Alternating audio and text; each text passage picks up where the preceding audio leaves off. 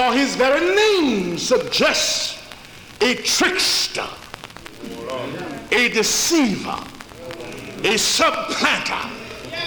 You understand? A man of extreme selfishness and self-centeredness. Well, I think that we can cite a few incidents that will set that fact apart, and that is from the early childhood of this young man who finally became a giant in the history of the nation and a stalwart and a champion of Israelite cause. He was selfish to the point that he contemplated continuously and connived and conspired how he could trick his own brother out of his birthright. Not only his birthright, but to succeed his father as the priest and leader of the family. But along with that went a blessing that was usually bequeathed by the father.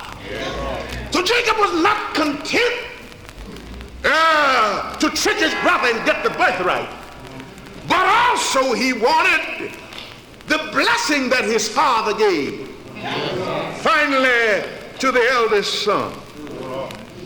And of course, when he saw his brother, he found him at his weakest point, when he found him available for attack, hungry and faint, he made him swear and pledge that he would relinquish all claim to the birthright and turn it over to him. And then in league with his mother, when his father decided that the sun of life was sinking low, time was plowing furrows in his face, and his eyes had grown weary of seeing, and his body was bending under the weight of many years. Said, now, my son, go out and bring me some of the dish that you usually kill the wild game and prepare for me, and let me give you the blessing before I die. Mother said, get busy now. Said to Jacob, her favorite, get busy.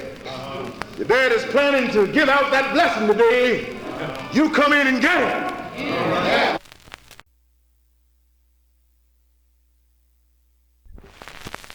He decided to tell his servants, I want you to run on ahead of me and tell my brother I'm on my way home.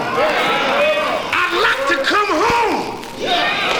Tell him I've been successful, that I have many camels, many sheep, many goats, and I went across the brook here with only my staff, but I'm on my way back with 2 men. Tell him that. And I'm willing to settle up with him. But the servant came running back saying, Master, your brother is on his way to meet you with 400 men. But he hasn't given me any word of consolation to you.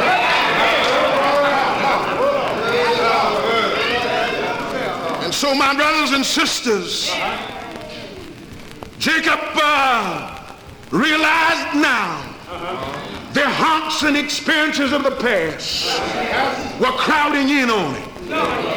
Realized now some of the battles that he had ducked in the past, he had to face now.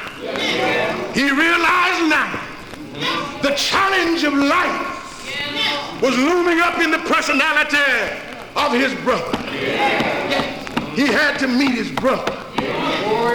And so he organized his servants in one band with his cattle in front of them, and then his maidens, his handmaidens, in another group, and his wife Leah in another group behind them, and Rachel and his son Joseph behind her and her children, and decided to put all of these between him and his brother, to put all of these between him and his past. But my brothers and sisters, why, if you have not dealt squarely and faithfully in life, if your dealings have not been honest, somewhere along the line life demands that you must pay off and that you must reckon one way or another.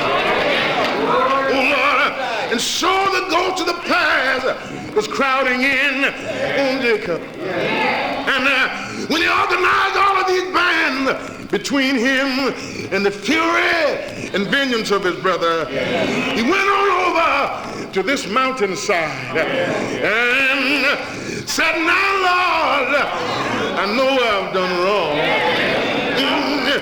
I'm going to be out here all night long. Yes, my children out there on across the brook, and my wife and family are on the other side.